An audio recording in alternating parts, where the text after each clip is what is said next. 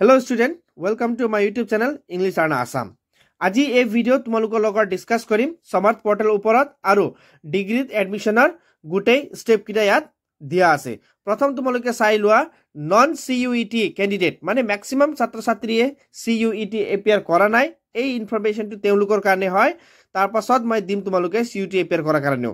তাৰ পাছত প্ৰথম তোমালোকে চাই লোৱা নিশ্চয় তোমালোকে প্ৰফাইলখিনি এন্টাৰ কৰি কমপ্লিট কৰি ওয়েট কৰি আছে আৰু ইয়াত দিয়া আছে তোমালোকে এতিয়া কলেজ আৰু প্ৰগ্ৰামটো সিলেক্ট কৰিব পাৰিবা 12 মে টু 22 মে ভিতৰত। অৰ্থাৎ এতিয়া তোমালোকৰ হাতত 10 দিন দিয়া হৈছে প্ৰগ্ৰামখিনি সিলেক্ট কৰি লোৱা আৰু সাবজেক্টখিনি তোমালোকে সিলেক্ট কৰি লোৱা। তাৰ পাছত কাৰেকচন উইন্ডো তোমালোকৰ ওপেন কৰা হ'ব 23 টু 25 মে। ইয়াতেও তোমালোকে পাই যাবা কেইদিনমান। তাৰ পাছত তোমালোকৰ প্ৰথম মেৰিট লিষ্ট প্ৰকাশ পাব তোমালোকৰ 2 জুন 2025 আৰু ফাৰ্স্ট মেৰিট লিষ্টত যি সকলৰ নাম আহিব তেওঁলোকে 4 to 5 মে জুনৰ ভিতৰত তোমালোকে এডমিশন কৰিবলৈ হেখন কলেজত যাব লাগিব। আৰু সেকেন্ড মেৰিট লিষ্ট প্ৰকাশ পাব তোমালোকে ডেটখন দেখিছা 7 জুন 2025 আৰু যি সকল ছাত্ৰ ছাত্ৰীৰ সেকেন্ড মেৰিট লিষ্টত নাম থাকিব তেওঁলোকে আকৌ 9 আৰু 10 জুনৰ ভিতৰত হেখন কলেজত এডমিশন কৰিবলৈ ফিজিক্যালি উইথ ডকুমেন্টস এপিয়াৰ হ'ব লাগিব।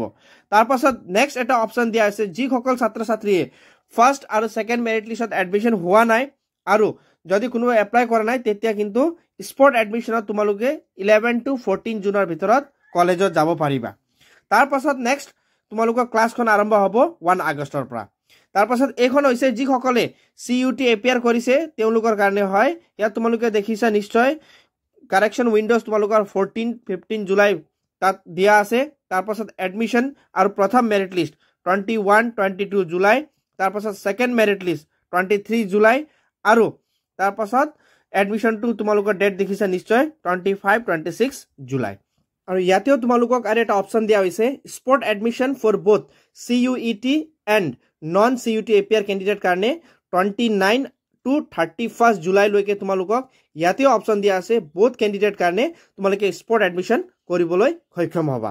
আৰু এটা লাষ্ট তোমালোকৰ ইনফৰমেশন তোমালোকৰো 1 আগষ্ট পৰাই সেশন আৰম্ভ হ'ব। Thank U for